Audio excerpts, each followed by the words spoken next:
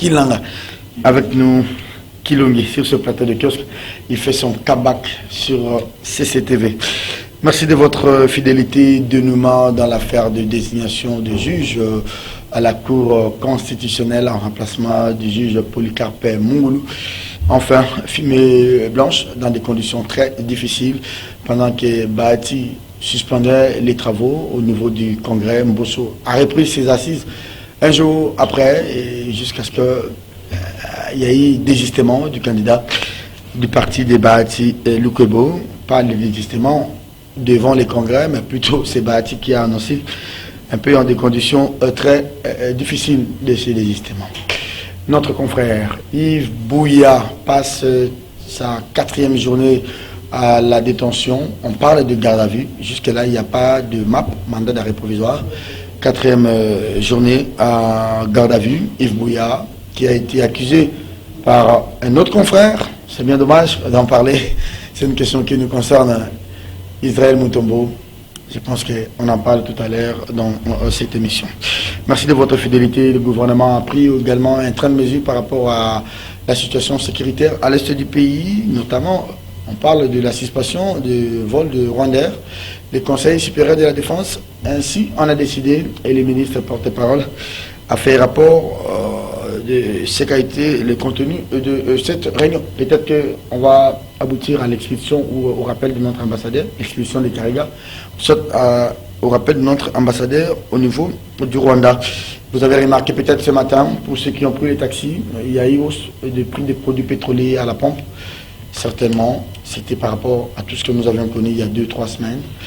Le gouvernement, finalement, a été rattrapé par la vérité des prix. On devait faire avec. Ce sera le menu de cette émission. Eric Izami, bonjour. Bonjour Serge Kabongo. Bienvenue à vous. Merci. Vous avez remarqué la hausse des prix ce matin? Oui, exactement. La flambée. On en a parlé il y a 2 semaines. Hein? Oui, on disait que nous, sinon on est riches. Mais tant que nous ne produisons pas pour consommer sur place et par nous-mêmes, on va souffrir. Et puis bon, voilà, la Russie, à elle seule, garde le 30% de production au niveau mondial. Et puis bon, parce que la Russie est en guerre. Le problème n'est pas qu'au niveau de la Russie. Le problème, c'est que le gouvernement aussi ne sait pas s'acquitter de son devoir vis-à-vis des pétroliers. Bon, il y a tellement de problèmes à régler à l'interne, mais il y a quand même, il faut dire que c'est déjà une crise qui part au niveau international et qui a des retombées négatives chez nous ici, parce que nous sommes aussi dépendants par rapport à ça. Très bien. Merci à vous. Un mot à Yves Bouya. Ah ben, cher confrère, nous te soutenons de là où tu es. Et bon, nous espérons que notre collègue, notre confrère pourra revoir sa position. Parce que bon, d'après ce que l'on nous dit, c'est un problème entre 2 confrères, ce qui est bien dommage. On devrait quand même mettre de l'ordre dans notre propre boutique. On est en train de parler des pénalisations des presse, mais entre nous-mêmes, on se rentre dedans. Ça ne va pas. Nous devrions promouvoir la paix entre nous. C'est important. Dans un corps, lorsque nous sommes divisés, des fois en commun, même pour de petites choses que l'on peut régler entre nous, ça ne va pas. Pourquoi on doit accuser les autres? On a toujours dit ici que les politiques nous font des problèmes. Mais entre nous-mêmes, nous devons proscrire le problème entre nous. Il y a moyen de discuter et de trouver des terrains d'entente, plutôt que de toujours nous rentrer dedans. C'est pas intéressant. Ça fait aussi très mal d'en parler sur le plateau. Ben oui, très mal, très mal. Yves, tu as tout notre soutien. Yves Bouya de là où tu es. Allez, en face de Eric Izami, Mike Gardidiana. Bonjour Mike. Bonjour Serge Kabongo. Sincère condoléance. Hein? Merci beaucoup. Vous êtes comme un militaire. Hein? On est obligé d'être franc. La maman est au frigo et vous venez à l'émission. On n'avait pas le choix. Il fallait répondre à cette invitation. Peut-être qu'il sera la seule de la semaine. Et pour le reste, on verra après. C'est une manière aussi de l'honorer. Hein? Exactement. Si les morts écoutaient ce que nous disons, vous allez dire quoi à la maman? Pour éviter toute émotion, je préfère pas. Très bien. Un mot à Yves Bouya. Oh, il ne peut que recevoir mon soutien. C'est vrai qu'au-delà de tout ce qu'on peut dire, Yves Bouya est depuis certains moments devenu un allié de tout le jour, pour moi particulièrement. Un complice. Hein? Un complice, d'ailleurs, je le dirais, et qui soit en prison pour des problèmes. Il n'est pas conflictuel, hein? En tout cas, je ne connais pas. C'est le seul qui, malgré la coloration politique qu'on lui donne, peut entrer n'importe où, dans n'importe quel camp. Un peu comme Izouba aussi. Un peu comme Izouba. Donc, j'accepte seulement. un peu comme Izouba, mais en réalité... Mais ça fait quoi que nous, comme Eric Izam l'a dit, nous demandons la dépénalisation de presse, nous demandons les moratoires au président de la République, et nous-mêmes, nous sommes les premiers à traduire je ne vois pas, ces problèmes-là pouvaient se résoudre au niveau de le tribunal de paix, ou encore entre nous, en interne, on pouvait... Israël Mutombo, il nous a cité, il dit avoir à demander aux uns et aux autres, mais malheureusement, pour lui, peut-être on n'a pas été à temps. En fait, il y a toujours une part de choses. Au-delà d'être vrai, il faut être juste. C'est vrai qu'on peut être d'avis, on peut être de cœur avec Yves Bouya, mais de l'autre côté, il faudra également prendre la mesure de la chose. Quand j'ai entendu ce qu'Israël a dit, il semblerait qu'il a sollicité des gens pour jouer à la médiation, pour finalement résoudre cette crise-là. La question, c'est qui sont ces personnes-là et pourquoi ne sont-ils pas arrivés à trouver un terrain d'entente? Et je crois qu'à ce stade ici, on ne peut que un peu prendre les choses, je dirais pas trop charger les autres, mais je crois qu'à ce stade ici, la seule chose que moi je pouvais dire à Israël Mutombo, c'est que ces problèmes pouvaient se résoudre dans la confrérie, au lieu d'arriver au niveau de la justice. Merci. Et si on va dans ces dynamiques-là, on fait pire que le politique. Il y a hausse des prix des produits pétroliers. On l'avait déjà dit depuis quelques semaines que finalement il y avait une difficulté. Le gouvernement s'est retrouvé dans un contexte très difficile. Nous autres, selon les informations de nos sources en interne, on était déjà avertis qu'on passera finalement par la vérité des prix et réduire un peu ce problème de la compensation du gouvernement, vu la difficulté de pouvoir honorer ses engagements et les cumuls. Mais la question, c'est que c'est définitive cette décision-là ou c'est temporaire?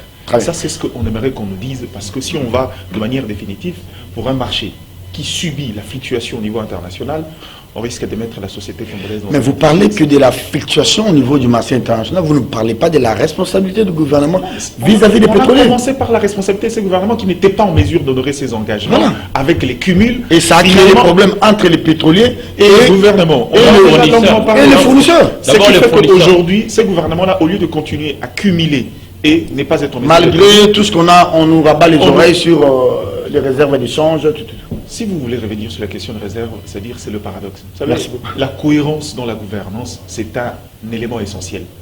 Quand vous dites ça, on nous dit ça pendant ce temps, il n'y a pas que le secteur des hydrocarbures. Allons-y à la CENI, si vous voulez.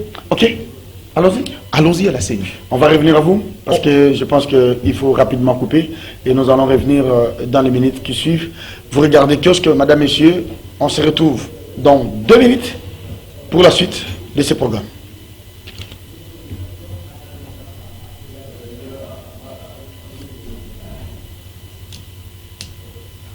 Diana, pour le mot d'introduction, un grand plateau ce matin, Eric Kizami qui reste à ma gauche, Gardi Diana à ma droite. Diana, parlons-en. Oui, en fait, on parlait de la cohérence dans l'action gouvernementale. On a parlé des hydrocarbures, ça faisait un bon moment où on évoquait le problème, la responsabilité du gouvernement de respecter ses engagements vis-à-vis des opérateurs, mais il n'y a pas que là-bas, même dans les secteurs un peu plus cruciaux de la République, un peu comme la CENI. Vous savez qu'aujourd'hui, l'ensemble de la crise politique, la tension est cristallisée sur les questions électorales. Oui. Mais à ce stade ici, quand vous allez à la CENI, on vous dira que pour toutes les charges fixes, comme fonctionnement et salaire, ça vient à temps et à l'heure.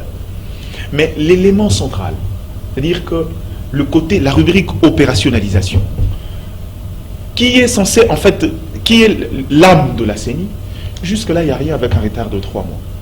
Pourquoi devrons-nous nous étonner du fait que les hydrocarbures vivent cette situation-là et pas là-bas? Et à ce stade ici, Serge Kabongo, on a comme l'impression que finalement le gouvernement semble avoir un peu d'incohérence. On ne peut pas... ne le dit pas, c'est que vous le dites là. Non, mais c'est moi apparemment, c'est une situation qui arrange la CENI. C'est moi qui parle. Malheureusement, les gens le sauront, je n'ai jamais vu Denis Kadima, je ne l'ai jamais rencontré. Mais la question, c'est qu'on en parle, moi je préfère en parler. Et pourquoi je préfère en parler aujourd'hui? Parce que j'ai comme l'impression qu'il y a des gens qui souffrent dans les états-majors politiques. Il y a des gens qui semblent croire que la notion du glissement profiterait à qui que ce soit.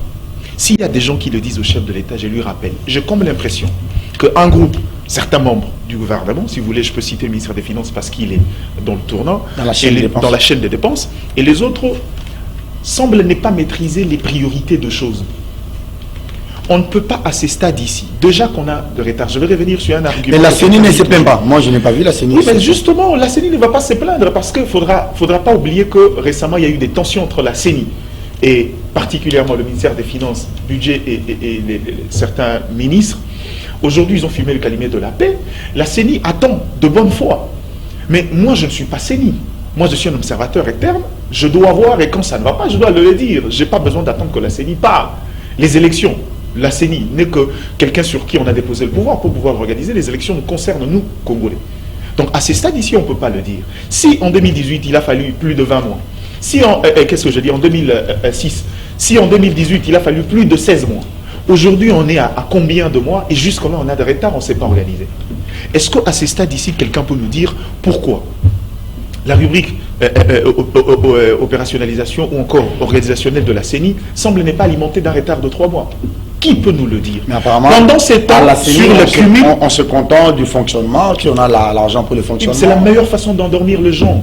On vous donne vos salaires, on vous donne, ils savent que les Congolais sont beaucoup tirés vers eux. Quand vous avez votre salaire à temps, vous vous dites, bon, État, le gouvernement, on va dire que non, le gouvernement ne nous avait pas donné le moyen. C'est pas ça le travail. Donc à ces stades ici, si vous voulez, il y a autant d'éléments techniques en interne qui fait qu'aujourd'hui, il y a un retard. C'est-à-dire cette CENI qui devrait fonctionner depuis, qui devrait être opérationnelle. Depuis, je crois, juin 2019, qui est arrivé à être installée en octobre 2021, jusqu'à aujourd'hui, cette CENI-là continue à subir, surtout dans la phase la plus importante. Ça, c'est un sérieux problème. Je crois qu'à ce stade ici, si le chef de l'État, si le chef du gouvernement auront l'occasion de nous suivre, il faut pallier à ces problèmes-là. S'il y a des gens autour de vous, parce que je connais les charognards politiques, qui pensent que c'est une bonne idée de pouvoir entretenir un glissement à votre premier mandat, il faut saute. C'est un très mauvais conseil. Allez, Eric Wemba, il est de Exclusif RDC. Eric, bonjour. Bonjour Serge. Bienvenue. Merci Serge pour l'invitation et je profite de l'occasion pour présenter mes condoléances à notre amie Gardi Diana. J'ai vu ça dans les réseaux sociaux, je n'ai pas eu le temps et je l'ai fait à vive voix, présenter mes condoléances. Allez, il y a une condoléance, mais aussi un mot d'encouragement à Yves Bouya. Pour Yves Bouya, tout ce que je peux dire, la place d'un journaliste n'est pas en prison. La place d'un journaliste, oui, on doit, dans sa rédaction. Yves Bouya, c'est une voix qui porte dans ce pays. Ses critiques aident beaucoup plus les choses à évoluer que les fanatiques. Alors, en même temps, je dis quand même que le plus important, vous savez, dans ces choses-là, pourquoi les gens ne doivent pas s'entrer dedans? Parce qu'il y a des gens qui profitent de telles situations. Nous avons vu dans les cas Jeff Caleb et Patrick Local, quand même Jeff Caleb a retiré sa plainte. Aujourd'hui, même Jeff Caleb, sans que sa situation ne lui a pas profité, on a dit que l'action, le ministère public continue l'action. C'est-à-dire que nous avons beaucoup d'ennemis autour de nous. Notre travail, quand nous les critiquons, nous créons souvent beaucoup d'ennemis qui peuvent profiter. Mais qu'est-ce qui se passe avec vous, avec nous de la jeune génération? Je n'ai pas vu Kibambi Chitoa porter plainte au tribunal contre Lumbala Kapasa, contre Lumbala Kapasa, contre... Qu'est-ce qui se passe? C'est le goût du lucre. Nous voulons porter des costumes qu'on nous voit parce qu'on devient patron de médias. On pense que... Qu'est-ce qui se passe avec nous? On vole trop bas à cette génération. Excusez-moi de le dire. Moi, je parle de l'éthique. Ça s'apprend à l'école. Ça s'apprend à l'école, il faut de l'éthique. C'est un comportement. Oui, parce que vous savez, il y a des comportements. Même des gens, moi, je veux dire, même des gens qui sont censés diriger nos corporations, là, en termes de comportement, on peut déplorer. Donc, il faut vraiment mettre l'accent sur l'éthique. Il faut nous respecter, nous devons nous respecter mutuellement, chacun à son coin. Mais le problème, c'est que comment Yves Bouya, qui a une adresse connue, il habite Bandal, avenue tel, père de 2 enfants, mari à telle dame, on vient le cueillir dans sa voiture sur 24, sans même une invitation, première invitation, deuxième invitation. Je me dis, bon, c'est vrai que la justice peut apprécier, mais non, pour quelqu'un, c'est comme moi, je vous donne mon adresse, j'habite à avenue Lissassi, numéro 14. Les jours, Israël Moutou me porte plainte contre moi. Ne venez pas me cueillir comme un vulgaire. Déposez l'invitation chez moi, avenue Lissassi, numéro 14, Kitambo, quartier Wenze. On vient cueillir Yves Bouya, c'est parce qu'il faut motiver les services. Est-ce que cette justice-là, finalement... Vous savez, c'est déplorable. Moi, je ne voudrais pas ici envenimer. Depuis tout ce temps, depuis que nous sommes là, depuis un certain temps, toutes les arrestations, on ne respecte pas la procédure dans ces pays. Nous insistons surtout sur le respect de la procédure. Maître Moukendi me disait toujours en droit, paix à son âme. Il y a les fonds et la forme sont substantiels. C'est-à-dire qu'il faut arrêter même si quelqu'un est criminel. Donc de la même manière, on l'a arrêté, on sait comment ça va finir. Donc il faut respecter la procédure. Mais en même temps, moi je voudrais quand même bondir sur cette affaire que nous avons parlé la fois passée, sur les... On a réajusté parce que nous l'avions demandé. On ne devait pas continuer à faire de l'hypocrisie. Les Congo n'a pas le moyen de payer 300 millions. Moi j'ai dit l'autre fois que le deuil est fini. Parce que nous avons eu un deuil ici, avec les Covid. quand on a inventé, avec les Covid, comme lors du plan Maréchal, les institutions financières internationales avaient pensé soutenir les pays membres avec les droits des tirages spéciaux, où on a donné l'argent. Malheureusement, c'est passé dans une propagande politique ici. Comme j'ai dit, vous avez des, on vous donne l'argent. Pendant les dés, vous pensez que vous êtes devenu riche. Maintenant, les dés est fini parce que le problème du carburant est très délicat. Je crains que les carburants, comme ça augmente, ça puisse avoir un impact et qu'il puisse y avoir une grande inflation. Gardi parle de la CENI. La CENI, c'est une grande inflation. Donc l'idée est finie. Parce qu'en matière économique, les lois économiques sont impitoyables. J'aime bien dire, on peut tromper dans les histoires de la loi électorale, mais en économie, on ne trompe pas parce que le peuple a besoin du bien-être. Un peu comme disait un musicien,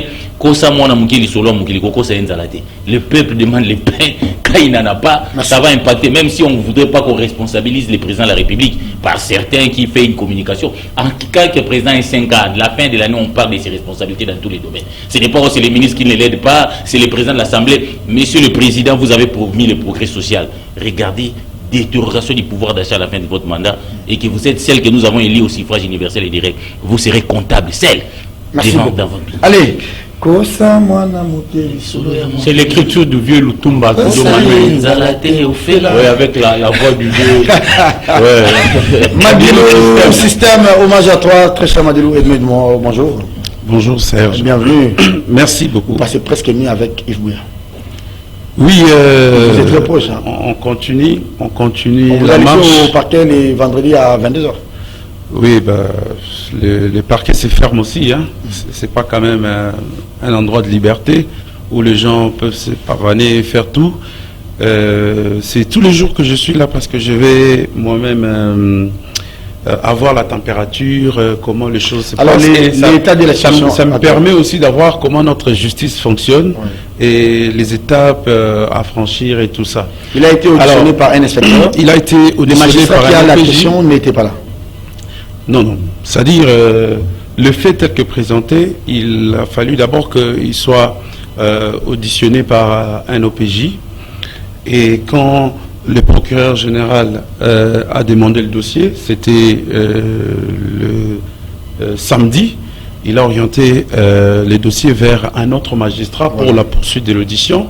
Mais ce qui est quand même curieux, c'est que notre confrère a tout fait pour refuser une quelconque confrontation. Il est venu le matin, il a fait sa déposition et il est parti. Israël Mutombo. Ouais. Il est parti, il a fait sa déposition. Mais c'est quoi cette manière de charger l'ami et après fuir? Et quand j'ai suivi sa vidéo, pendant que nous, on était en train de chercher où se trouve Yves, parce que beaucoup m'ont reproché d'avoir parlé d'un enlèvement. Effectivement, Yves était introuvable pendant 2 heures du temps. Ce n'est qu'après que je reçois un appel, pas venant de lui, mais d'un ami qui est avocat, qui était venu assister son client qui s'est trouvé au cachot, qui a aperçu Yves au cachot, qui m'appelle pour me dire, votre ami, parce que je venais de lire votre tweet, votre ami est ici au cachot. Donc on l'a arrêté comme un vulgaire monsieur. Merci de restituer la vérité. Voilà, on est allé le jeter en prison. Au cachot. Au cachot, en fait, au cachot du parquet général. Sa fuite était à craindre, Yves, c'est... Pas du tout. Vous avez suivi vous-même l'ami, il dit qu'il a payé les droits des stylos. Je ne sais pas ce que ça veut dire, les droits des stylos. C'est quoi? Donc, tu vois, alors on ne sait pas c'est quoi, qu'est-ce qu'il définit comme droit des stylos. Bon, en fait, moi je ne veux pas retourner dans ça. C'est que l'instruction va se poursuivre aujourd'hui devant, cette fois-ci, un magistrat, avant d'apprécier où l'affaire pourrait être classée, où il faut fixer l'affaire au tribunal. Alors, les démarches ont été menées parce que je dois quand même dire que l'ami, il a dit qu'il a contacté tout le monde. Il m'a aussi cité. Il m'a cité moi. Oui, il a cité tout le monde. Mais on était dans les bons offices. Très bien, parce que on a parlé à Bouya, je pense pour la première fois, il a parlé de 4 mois. Quand Bouya avait commencé à dévoiler ce que lui il estime la vérité, je crois qu'on a intervenu et puis Bouya a cessé. Mais quand l'ami a continué avec son mauvais comportement de jouer un agent double, de faire les rapports auprès des instances non habilitées de la presse. il va estimer que ça devenait assez grave pour sa survie professionnelle pour l'intérêt de la corporation. Mais moi, je voulais dire ceci. Pour l'intérêt, l'endroit pour le journaliste, l'endroit pour le journaliste, effectivement, c'est les tribunaux des pairs. Parce que lui-même, Israël, a aujourd'hui 4 plaintes devant les tribunaux des pairs. Et c'est des plaintes de qui? C'est des plaintes des acteurs politiques. Si les acteurs politiques ont pris conscience que les journalistes, désormais, ont leur instance où on peut les accuser et peuvent être sanctionnés, mais un journaliste est encore dans... Donc, et d'abord, il faut relever que le code d'éthique et de la déontologie a été violé. Un journaliste ne peut pas aller accuser son confrère en justice. Et surtout que le président de la République... Tout le monde n'est pas journaliste. Hein. Oui, bon. On peut être laborateur, on peut être infirmier.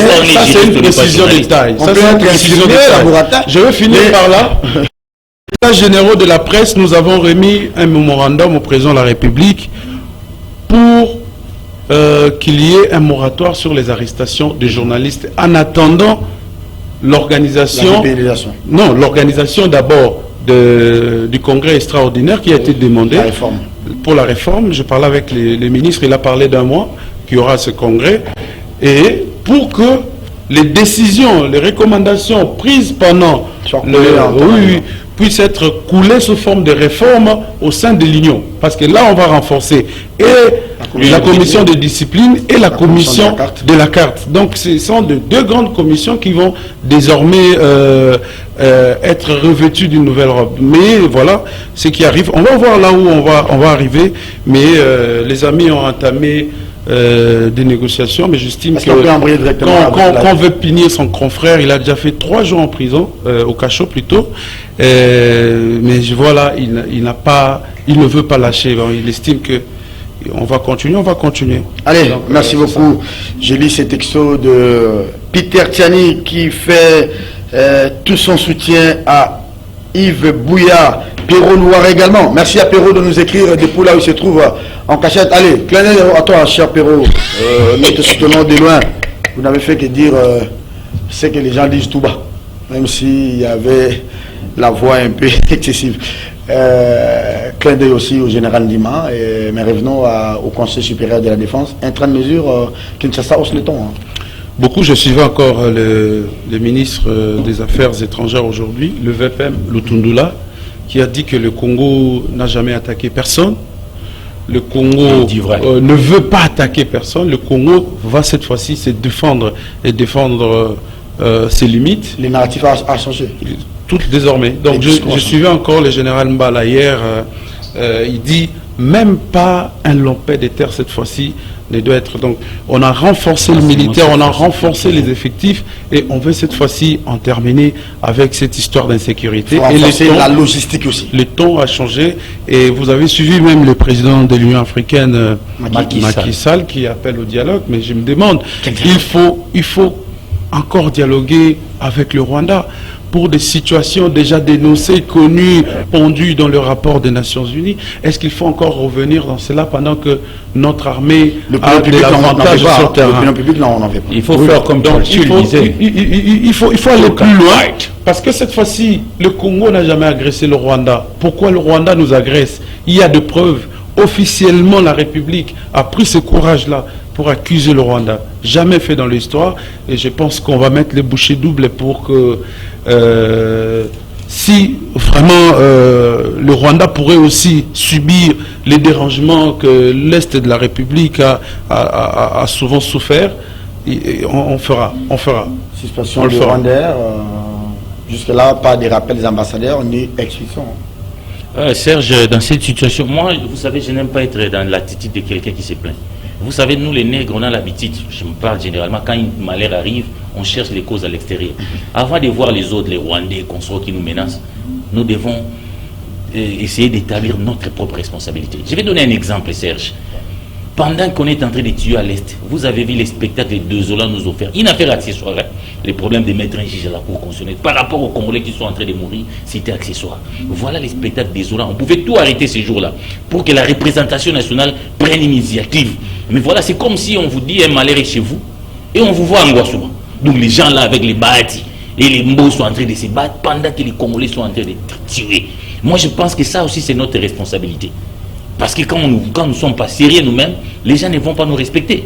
Et deuxièmement, Félix Tshisekedi, c'est notre président de la République, c'est le commandant suprême de nos forces armées. Il a pris un certain nombre de mesures pour défendre notre intégrité. Il a besoin de notre soutien. Il a besoin de notre soutien. Nous n'allons pas jeter les bébés avec l'eau de bain. C'est qui est vrai. Mais cela ne nous empêche pas de poser des vrais problèmes. Pourquoi on en est arrivé là? Et pourquoi on en est arrivé là? Pour que demain ça ne se répète pas. Parce que moi j'ai eu comme l'impression, nous sommes rattrapés par notre péché originel. Qu'est-ce que vous voulez dire? De quitter l'accord cadre d'Addis Abeba. Vous savez, le problème du M23 a ressurgi à l'époque de Kabila. Le M23 a été défait. Nous sommes allés à l'accord cadre d'Addis Abeba. On a dit à la République démocratique du Congo, on a dit que la communauté internationale, parce qu'il faut dire que nous avons eu le soutien de la communauté internationale pour défaire les M23. Et la communauté internationale, on a dit dans l'accord de cadre d'aider la République à stabiliser sa situation. Mais maintenant, notre partition, c'était d'accélérer la réforme de l'armée. Mais comment qu'avons-nous fait dans ces stades-là? Vous ne pouvez pas avoir un pays comme la RDC, un grand pays comme la RDC, et donner à l'armée, vous dites qu'on a un budget de 11 milliards, je ne sais pas, qu'on nous donne, mais donner à l'armée 400 millions de dollars. J'ai vérifié en 2021, pendant que la présidence de la République consomme 230 millions. Est-ce qu'on est sérieux quand la présidence de la République consomme la moitié du budget qu'on donne à la défense? Et vous pensez faire face? Moi, je crois qu'ici, je vais conclure pour dire qu'entre les États, il n'y a pas d'amitié. Les États sont les monstres froids. Notre deuxième péché originel, c'est de croire, de faire lever les Sarkozy.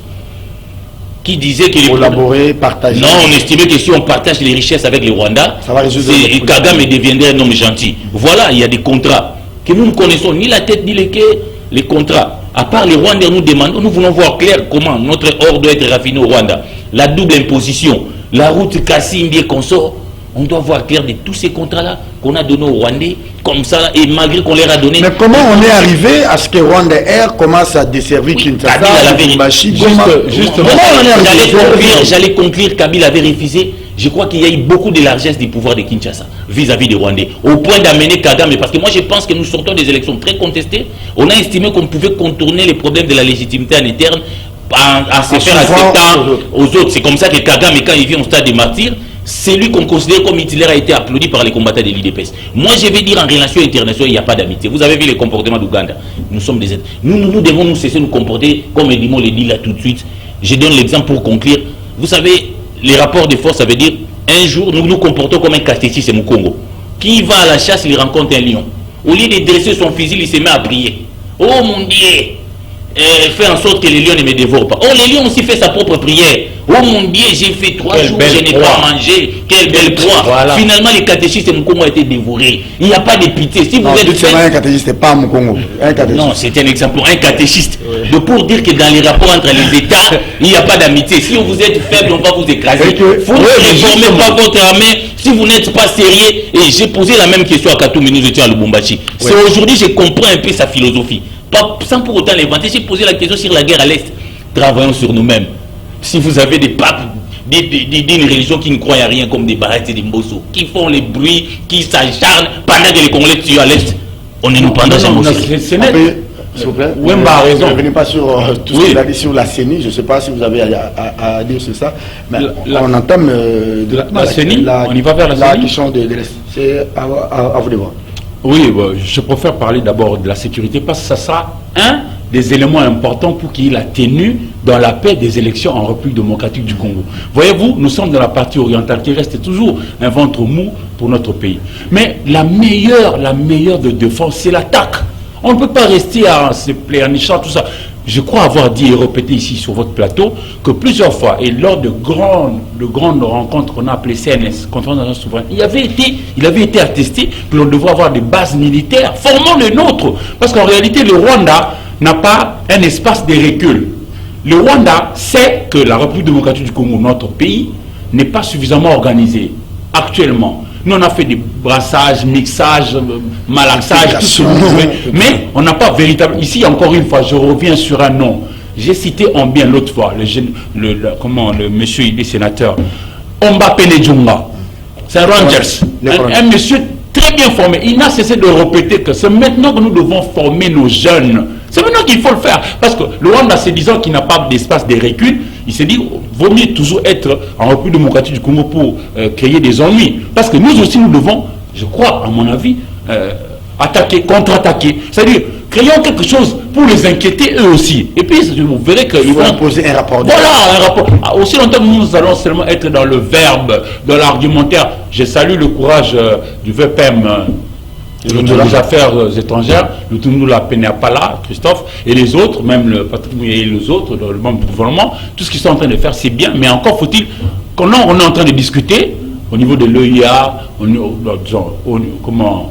africaine, au niveau de la CIRGL, mais en même temps, profitons-en pour former les nôtres.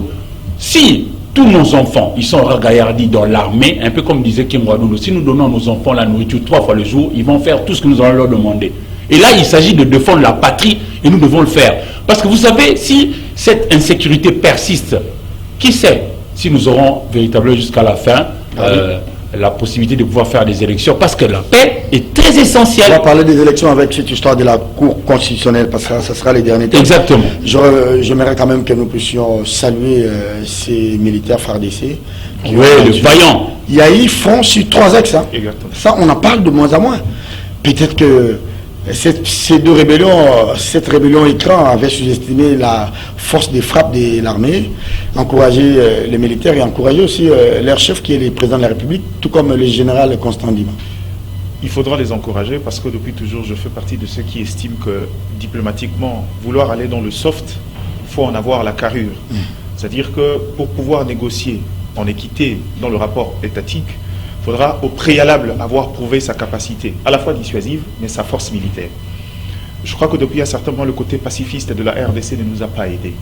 On a beaucoup compté sur la bonne foi de gens. Je crois qu'aujourd'hui, il est temps que finalement le monde sache qu'on est en mesure de pouvoir défendre... Il y a des garçons chez nous. Voilà. C'est-à-dire, à ces stades ici, on parle, c'est vrai, du Rwanda, mais moi, il y a également un élément qui m'a laissé perplexe. C'est la réaction de l'ambassadeur des États-Unis. Amer. Est-ce que vous avez suivi la réaction d'Amer? Allez. Qui prend parti pour vous, de l'autre côté. Est-ce que les gens ont suivi son tweet? Qui trouve des alibis pour le M23, revenant exactement sur les questions de l'accord d'Addis Abeba, mais quand vous lisez, vous comprenez que c'est quelqu'un qui veut demander, c'est-à-dire à la RDC, de faire un tout petit peu marche arrière. Je ne reviendrai pas sur les... Il semble que la contre-attaque ou la réplique congolaise, elle a été disproportionnée et que maintenant... Non, il n'y a pas de Serge Kabongo. Non. Quelle proportionnalité vous établissez entre deux simples explosifs qui sont tombés là-bas et des milliers de morts? Non, ça c'est la communication. Il semble que Ndima en a largué plus de 50. Non, mais moi, il en faut plus, papa. Il en faut plus. Serge Kabongo. Vous savez, le problème n'est pas là. Le problème est dans le symbolique.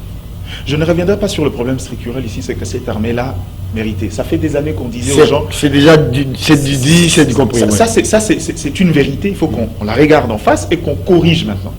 Mais entre le temps de corriger et de passer à l'action, je reposerai la question, est-ce que, tenant compte de ces faiblesses structurelles, maintenant, on peut aller comme ça en guerre avec le Rwanda, frontalement? Personne ne sera en mesure de répondre.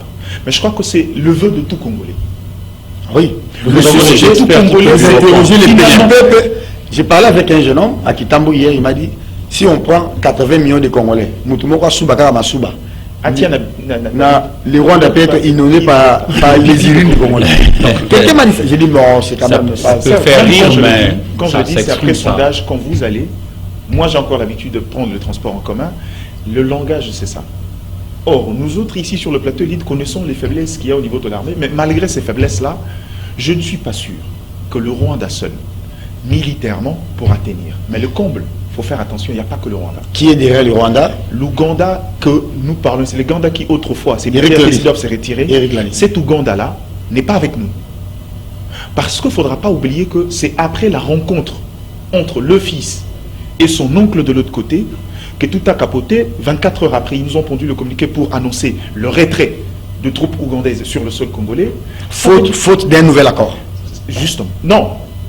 Ils ont prétexté absence de l'accord. Non, oui, mais l'accord est arrivé demain. L'accord tombe demain. L'avantage, c'est que nous devons faire confiance à nous-mêmes.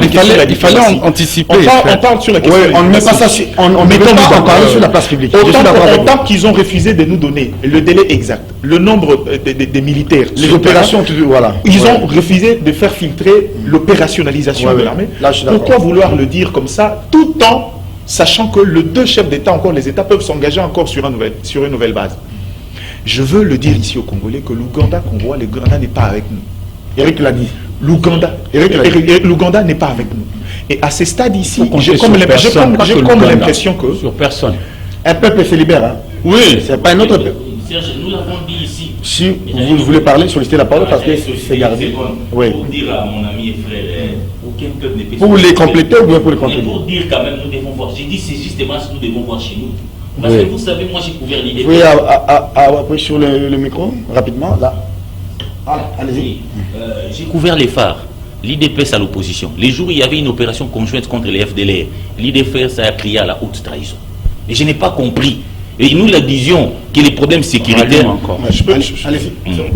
On ne peut pas résoudre les problèmes sécuritaires ici avec les gens qui ont causé les sécurités. Les Rwandais, les Ougandais se sont bâtis sur notre territoire. C'était d'ailleurs illogique et irresponsable de penser... Oui, il me reprend tes minutes. Je comprends et je vais là où Eric... Il n'y a pas que l'armée ougandais, il y a aussi l'armée burundaise. Non, de partout, nous devons nous faire... Quand je disais ça, je n'étais pas encore au niveau justement des ramifications avec tout ce qui est comme données empiriques. Je parlais de la situation actuelle.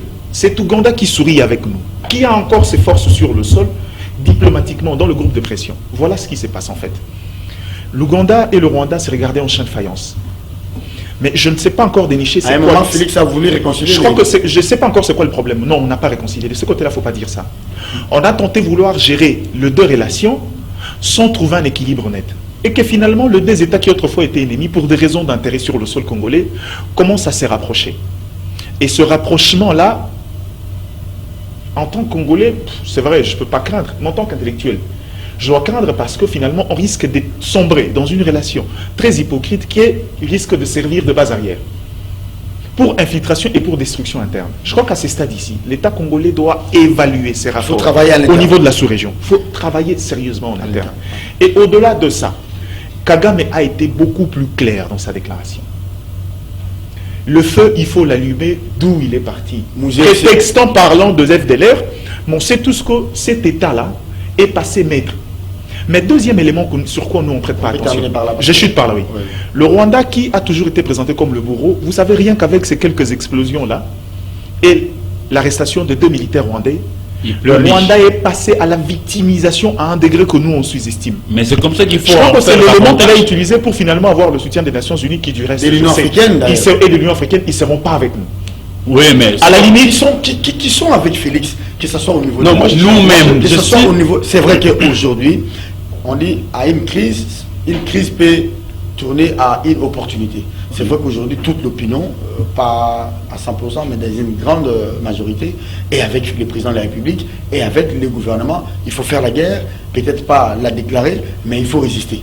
C'est là où je dis, le président de la République a assumé pendant une année la présidence de l'Union africaine, et ça lui a permis de comprendre le fonctionnement des institutions ou des structures régionales et sous-régionales. Et lui-même a piloté les grands colloques, les grands sommets. Il a vu la nation de l'Union africaine par rapport à l'attaque. Il plaide plutôt pour après, il plaide même pour la réconciliation et le dialogue. Alors, il faut aussi savoir, malgré la faiblesse de tout ce qu'on peut commenter autour de l'état des sièges, l'état des sièges a permis aussi au président de la République... Mais qui en parle aujourd'hui? Je pose la question aux députés du Nord Kivu, de l'Ituri. N'eût été les cas des sièges aujourd'hui? est tombé. Mais ça, c'est ce que je dis. Non, il a dit plus rien. Mbosso a dit quitter les groupes armés. Oui. Cette phrase-là, je crois que ça restera historique pour nous. Quitter les groupes armés, ça veut dire que même la population le sait, il y a des complicités en interne, et quand vous prenez même les recommandations souvent faites par la société civile locale, c'est toujours le changement de commandement. Donc aujourd'hui, grâce à l'état des sièges, on est capable d'appauvrir le Rwanda et de tirer les nerfs. Il n'en parle plus. Hein. Non, comment il va parler pendant que l'ennemi a reculé. Pendant que l'ennemi a reculé, et on fait même appel à une force de notre pays. Mais cette fois-ci, ils combattent avec leur propre tenue et leurs propres munitions. C'est comme ça qu'on a identifié par les mécanismes de suivi. Donc, aujourd'hui, il y a lieu de soutenir... Pas de Félix, bon, le président de la République... Avec qui sont nos alliés? Voilà. Généralement... Alors pour que le président de la République ne tombe pas dans l'erreur de s'allier avec l'ennemi de la RDC, oui. La RDC doit d'abord combattre seule, voilà, sur terrain. Après avoir montré notre prouesse, on protège nos limites. c'est alors que nous-mêmes, nous pouvons désigner notre ami. Parce que nous n'avons que de faux amis autour de la RDC. Je ne sais pas si Sassou joue aussi cette hypocrisie, mais je vois qu'il y a une certaine conformité. Il faut compter d'abord avec nous. Oui, c'est un petit mot. Quand j'ai dit il faut voir chez nous, il faut d'abord gagner sur terrain. On s'est plaint du comportement de l'ambassade des États-Unis. Moi, j'aime bien voir chez nous, quand nous invitons les autres à s'ingérer dans nos problèmes. Ici, dans ces pays, moi, je l'ai condamné. Quand un certain Karega, à l'époque, Fayoulou a fait une déclaration. Je veux qu'on soit en contradiction avec Fayoulou. Karega s'est permis de contredire Fayoulou dans une conférence de presse. Il passe, non, Fayoulou est dans l'illusion. C'est-à-dire qu'au lieu d'obliger ces Rwandais à observer la convention de Vienne qui appelle un ambassadeur à l'obligation de réserve, il y a des gens qui avaient applaudi. Non, Karega a répondu Fayoulou qui dit... Moi, je pense que l'État l'a fini. Non, c'est des problèmes.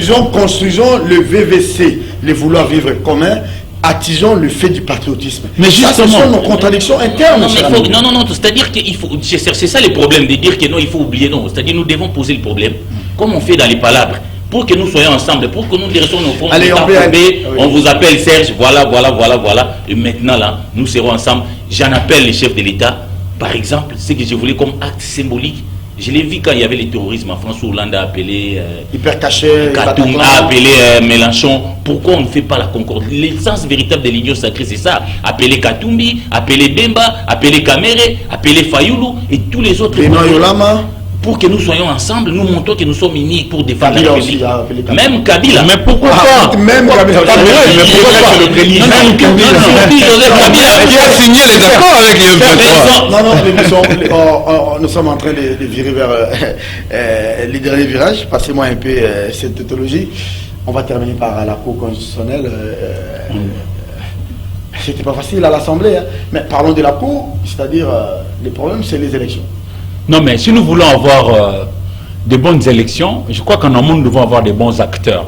Et les bons acteurs ici, chez nous, et parfois ça pose problème. Je voudrais, moi, aborder la question liée à l'organisation des élections. Et le temps est notre ennemi à nous tous, parce que celui-ci, il ne nous attend pas. Ils sont en train de faire observer que dans pas longtemps, ça sera le 15 juin. Et le 15 juin devra sonner la fin de la session au niveau du Parlement. On a vu comment est-ce qu'ils sont en train de se rentrer dedans, rien que pour envoyer quelqu'un au niveau de la Cour constitutionnelle. Si réellement, la Cour constitutionnelle devra être le gardien du temple, comment on dit, là où on préserve même la manière. Oui. Les remparts dans une démocratie. Moi, ça me déçoit. Ça me déçoit parce que pour moi, on jette un discrédit à cette haute cour qui devrait être le recours pour lequel tout le monde est d'accord. On sait déjà ce que sera l'issue de la présidentielle. Et ça ne va pas. Et puis, puisque ça tire en longueur, alors ça pourra peut-être avoir aussi des incidents sur ce qui doit être préparé au niveau de la CENI, parce que désormais, les Congolais ont déjà pris goût au jeu démocratique. Ils attendent vivre les élections et en temps voulu. Il ne faudrait pas que l'on tergiverse à gauche et à droite. On en est où avec ces élections? Justement, on a dit, bon, en liminaire, mon frère Gardidiana a évoqué le fait que la CENI a 4 rubriques pour avoir des subsides et permettre à la centrale électorale de pouvoir fonctionnement opérationnel, opération et puis investissement, et on t'aime pas les opérations. Les opérations, jusque-là nous avons encore un fichier qui n'est pas adapté, parce que de 2018 jusqu'à aujourd'hui, comptez le nombre de jeunes gens qui ont atteint 18 ans. Comptez, il y en a. À foison, nous sommes un pays continent. Pour aller faire, par exemple, on n'a même pas encore fini avec la cartographie jusque-là, pour faire l'enrôlement des électeurs éventuels. On devrait envoyer à moins d'un tiers. Alors que, selon le canevas qui avait été publié, on devrait terminer la cartographie, ne serait-ce que la cartographie, au mois de mars 2022. Nous sommes encore loin du compte. Et s'il faut venir faire intervenir l'enrôlement des électeurs, vous voyez, toutes les réalités, je prends. Je ne voudrais pas aller dans l'espace équateur. Oui, je prends aujourd'hui une autre province, le Kwango. Le Kwango a 5 territoires, Feshi, Kahemba, Popokabaka, Kasongolunda et Kenge. Les réalités de Kwango ne sont pas forcément les réalités de la Tchoapa. Befale, Djolou, Mankoto, Bokoumou, qui est là, et puis Bwende. Non, et les réalités de la Tchoapa ne sont pas forcément les réalités de Haut-Katanga. Si, dans le Haut-Katanga, nous pourrions avoir un semblant des infrastructures, ce n'est pas le cas pour la Tchoapa. Et pour se déployer à travers les territoires nationaux, enrôler les jeunes gens avec tous. Moi, mais l'ancien rapporteur de la CENI. Alors, se pose à quel niveau? Des opérations. Le gouvernement. Maintenant, il faut indexer le gouvernement. Parce que c'est au gouvernement de pouvoir donner des subsides à la CENI pour faire les opérations à temps et pour ne pas donner... Pas les ministres, non, je parle du gouvernement. Oui. Il peut être cité parce qu'il est dans la chaîne, mais le gouvernement... C'est le gouvernement. Et puis, il n'y a pas que le gouvernement. Chacun devra jouer sa partition. Le Parlement, la loi électorale qui tire aussi en longueur en nous offrant des spectacles comme... Mais Sénat n'a pas encore ce document. Ça ne va pas. Divisé là-bas. Ça ne va vraiment pas. Et le temps ne nous attend pas. Et on va faire porter les chapeaux à la CENI, la pauvre CENI. Je rappelle encore que la CENI, Serge, c'est comme une maman qui vous dit que moi je vais vous offrir à manger à midi. Mais ne lui pas l'argent à 11h50 et attendre à midi manger. Non, il faut donner tout cela dont elle a besoin. Attends. Merci. Les juges, finalement, Mosso et Bahati se séparent dos à dos. Quel spectacle. Quel spectacle. C'est-à-dire, on sait ce que c'est. Apparemment, les politiques n'ont plus peur du peuple qui va élire, mais ils veulent maintenant, comme Bitoum Keïta l'a dit, j'ai lu le vendredi, vous m'avez envoyé l'article le matin, on veut contrôler les mécanismes par lesquels le vote sera validé ou invalidé. C'est que nous avons vu à l'Assemblée nationale, c'est la conséquence. Vous savez, je suis en train de lire l'ancien ministre de Napoléon des Affaires étrangères qui parlait de la tyrannie de la majorité. La tyrannie de la majorité, c'est-à-dire quand une majorité commence à croire qu'il a le droit de tout faire. Non, on ne vend pas les pays à une majorité. Non, de violer des règles. C'est ça. Vous savez que Hitler a été élu démocratiquement. Est-ce que les Congolais le savent? Vous savez que Morsi en Égypte a été élu démocratiquement. C'est-à-dire une majorité peut devenir despotique quand il ne respecte plus les règles. Donc c'est ça ce que j'ai dit, une majorité peut devenir despotique. C'est pourquoi la majorité ne devait pas tout décider. Donc on a commencé par violer les règles. Bahati lui-même qui se plaint aujourd'hui de la violation des règles, c'est lui qui a été pratiquement le formateur pour mettre une majorité où vous avez un député élu sur la liste du PPR de FCC, l'autre se retrouve de l'autre côté. Lui-même il est victime. Kalouba qui a signé cet arrêt de la Cour constitutionnelle sur les mandats non impératifs, non seulement pour créer une majorité à Félix Tshisekedi, la première victime. Donc, nous fabriquons nos propres dictateurs. Nous, c'est-à-dire nous. Vous voyez là ce qui se passe maintenant. On a dit qu'on a violé les règles de tirage au sort, on a voulu défendre. Mais voilà.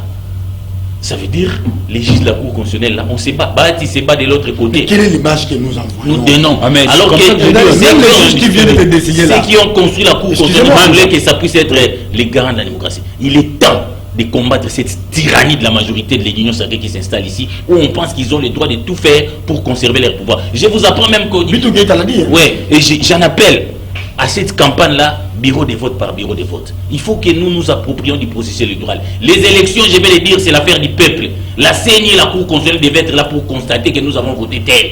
Plus jamais dans ces pays que ces deux institutions fabriquent des résultats. Et pour cela, il faut que le peuple se mobilise. Parce que j'apprends au niveau de la commission de la PAJ, Louma est passé, moi je les dénonce pour dire non, on a déjà charcuté la loi des G13, mais on dit non, si vous allez sans l'essai là, ça va être compliqué. Il faut faire retourner l'essai pour tricher. Ce n'est plus la proportionnelle. Non, on est en train de... Non, il y a eu l'option qui a été prise pour la proportionnelle. Oui, mais au niveau de la PAJ, on est en train de changer et modifier au niveau de la PAJ. Oui, je suis en train d'alerter. Ils avaient dit ils ont supprimé l'essai. Mais moi je te dis, je comprends pas. Au niveau de la CENI, on veut retourner au seuil pour tricher.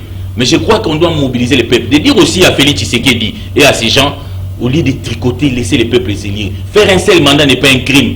Trump a fait un mandat, Sarkozy a fait un mandat. Les élections ne sont pas la paix du monde.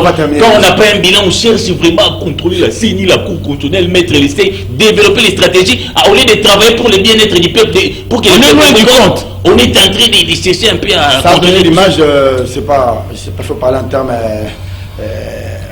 d'obstination de Bahati, pourquoi il tenait à avoir son candidat, ça c'est de un, et pourquoi de l'autre côté on ne tenait pas à avoir un poulet de Bahati. Merci pour la question, je crois que les explications sont claires. Sur les 3 juges qui composent la Cour constitutionnelle, il y a 3 qui répondent à la composante Parlement, et que Bahati estimait que les 2 autres qui sont là-bas sont des recommandations de l'Assemblée nationale, et que le Sénat devra avoir un siège. Je n'entre pas dans ces explications-là, mais le grand problème au Congo, c'est que quand on décide de mettre le process qui devrait tenir l'équilibre du pouvoir à la place publique, je vous rappelle en 2020, quand la juge Ruth Garner est décédée aux États-Unis, il y a eu la bataille de la Cour suprême de justice. Et Trump s'est précipité pour nommer. Oui. Ça veut dire que la justice a toujours fait la bataille. Ça dit ça dépend du process d'un pays à un autre.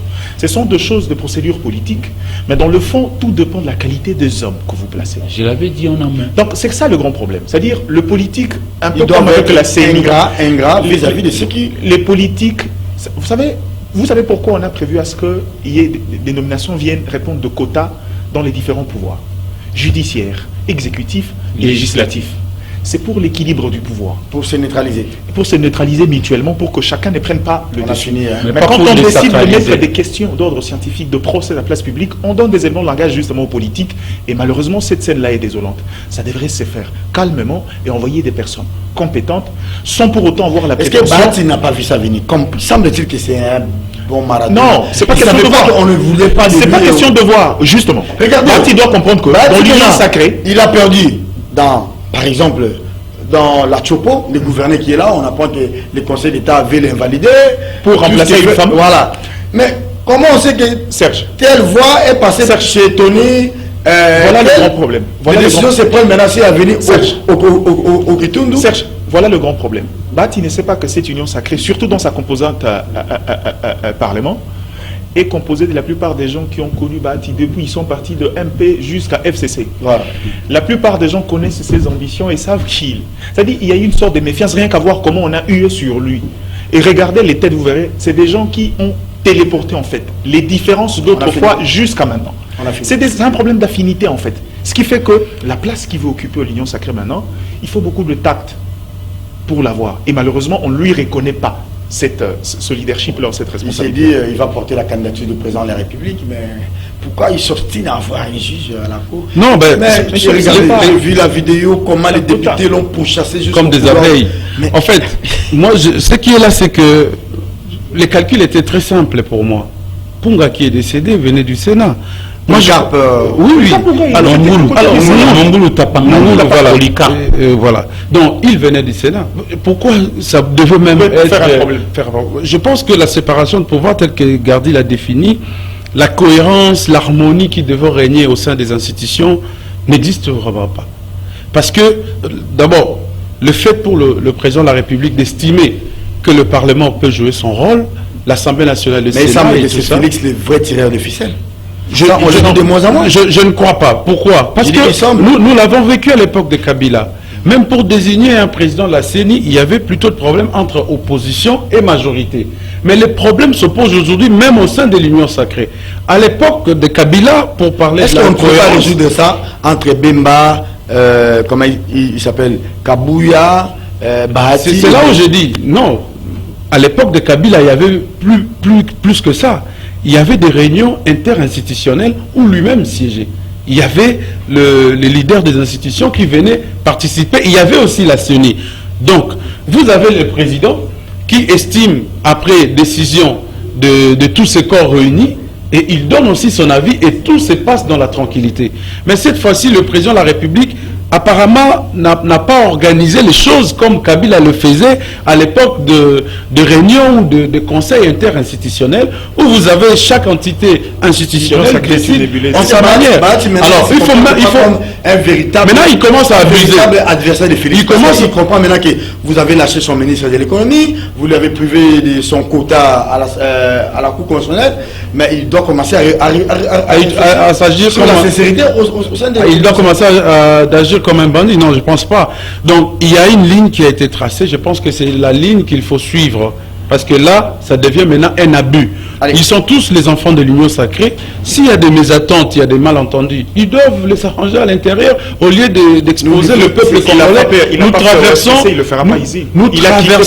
Nous traversons une période très tragique pour notre armée et pour notre pays, surtout la défense de notre territoire. Nous ne devons pas assister à ce genre de scènes. Et effectivement, le même banditisme, c'est ça ce qu'on voit au côté du gouvernement, qui n'appuie pas la CENI. On devait déjà accéder pendant la période préélectorale, mais on n'y est pas, parce qu'il n'y a pas des opérations d'envergure qui ont commencé. Merci. Donc, nous sommes restés sur les quais, pendant que les élections, c'est en 2023, on est ici et à quelques mois de 2023, rien n'est fait. Voilà. Merci à Edmond Yuzouba, merci à Mike Gardi-Diana, Eric Izami, vous pouvez compléter les noms? Boanzali, Mongalikita, Bolangala. Merci à Eric. Il y a avec deux Eric sur ce plateau. Eric Wimba. Merci Eric. Eric Wimba Kungu. Merci à vous. On n'a pas eu le temps de revenir sur ces arrêts, les ordonnances du Conseil d'État. Mais franchement, Il y a tellement de choses qui se chevauchent. Maintenant, on doit prioriser la sécurité. Non, non, la sécurité. Élection à Tchopo. Il y a mon gars qui sommes. On valide quelqu'un qui a ici voir au détriment de Mouton Azui 2 fois ma voix collègue. Il faut lire ces livres, Serge. Je vais vous amener la tyrannie. Papa, vous êtes mon oncle. Mais non. Les conseils d'État. Vous taquillez. Non. Qu'est-ce qu'il est devenu?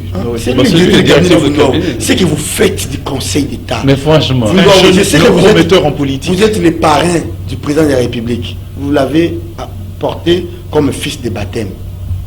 Mais c'est pas au nom de ça qu'il faut amener là. Mais il semble qu'ils ont 14 voix, 14 voix. Entre Tony et entre la dame Madeleine. Vous dites que non, il y a un député qui avait voté, il voulait pas. Mais qu'est-ce qui vous rassure que la voix de ce député-là est passée du côté de Tony? La tyrannie de la majorité. Ça rattrape. À la limite, il faut recommencer. Prenez soin de vous, car chaque jour est une vie. À demain. Défendons les réalistes. Il faut lire ces livres. Ça décrit vraiment ce qui fait Tshisekedi dans ces pays. Non, mais c'est le fait de vouloir tout avoir pour soi. Tu vas chez lui.